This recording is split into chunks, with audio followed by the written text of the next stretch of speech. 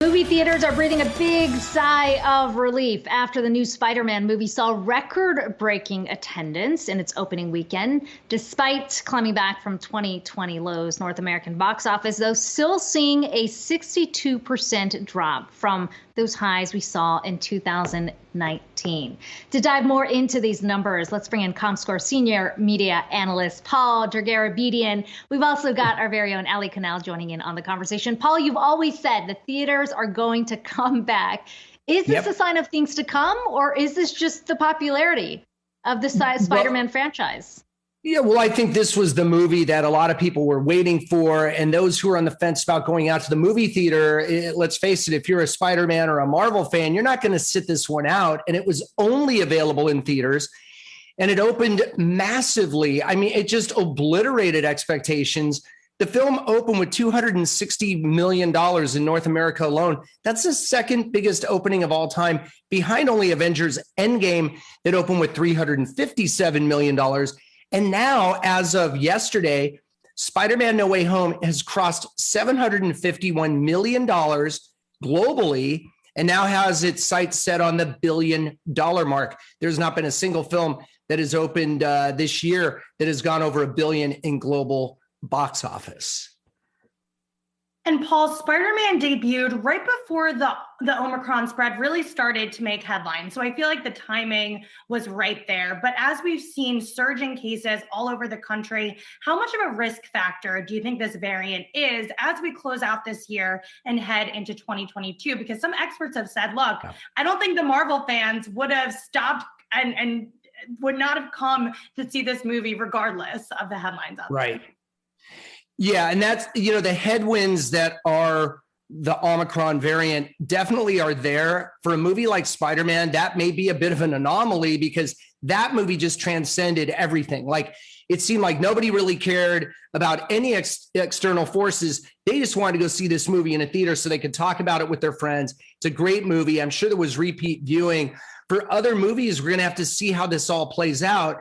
Although it seems that even earlier in the year when Delta hit, Free Guy opened and still did really well. So it seems like even though people are certainly aware of these variants with COVID, they know that movie theaters, by and large, have been incredibly protective of their patrons, done a great job of, I have never heard of any incident in a movie theater related to COVID. So if you're safe and, you adhere to those protocols when you go into the theater, I think if the movie really grabs you, if the marketing grabs you, you're still going to go to the movie theater to see it if the movie theater is indeed available and open for business. And I think that's the X factor. What's the effect of Omicron going to be moving forward on every brick and mortar business?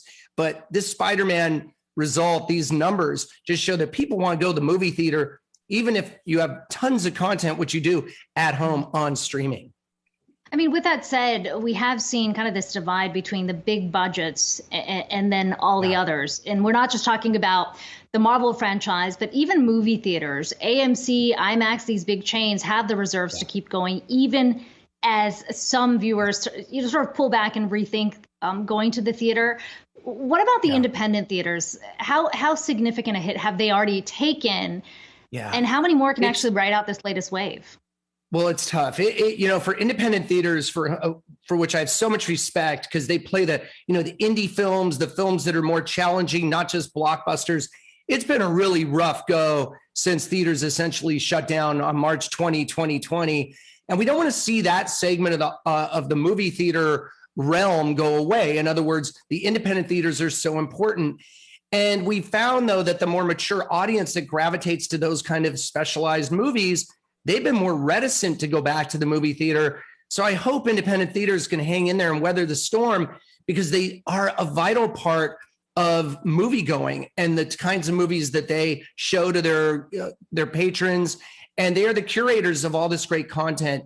But I'll tell you, this has been really tough. And obviously there's a fixation on blockbusters by the big theater chains, because those are the movies that are going to help bridge the gap for now and in the future to keep the movie theaters running, getting those people coming through the door. So it's very important, but no question, it's been tough. But a movie like Licorice Pizza, it's been doing very well, very great per theater averages for that movie.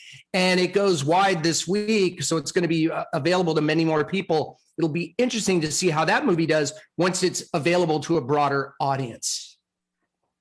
And Paul, I want to follow up on that point because I have not seen a good, solid romantic comedy in the theaters in quite some time. And I'm not talking about a cheesy Netflix film like The Sweet Home Alabamas, How to Lose a Guy in 10 Days. It seems like consumers are gravitating more towards these big budget franchise superhero films. But does that mean those other types of genres are going to die out in the name of ticket sales? Well, that's a great point. You do a whole hour on the rom-com and what has happened to it. It's been really difficult to find those comedies, but there's so many available on the small screen. I think many people are just gravitating towards the small screen to get their rom-com or comedy fix. And it's been tougher for those movies in theaters. And that was even pre-pandemic. I think part of the problem was so many of those movies were not that great, to be honest with you. And I think audiences have come to expect a much higher level of quality with movies that are, that have that comedy element or the rom-com, as we have called them. And so that's definitely a genre that's taken a big hit. Musicals also, West Side Story, the most recent film, to not really grab an audience like we thought it would. Big name with Spielberg, great movie. Hopefully over time people will come out. But again, that's a movie that appeals to more mature audiences, and that one's had a rougher go. So I think for now, we're going to be living in a world where you have mainly the big blockbusters, franchise films, superhero films being the bread and butter of the industry. But I hope going forward, this normalizes. And by the way, we've got about 7 movies opening this week, brand new films opening in theaters, including the expansion of Licorice Pizza. Sing 2 is out there, some other big movies. So we'll see how the Christmas box office measures up this coming weekend, with Spider-Man in the mix continuing to, I think, dominate the marketplace. Who knew so many people were looking for a good rom-com? To Ali's point, though, it would be nice with all the negative headlines. We'll take some positive storytelling. We'll see if it comes through. Paul Dergarabedian, Comscore Senior Media Analyst, alongside our Ali Canal.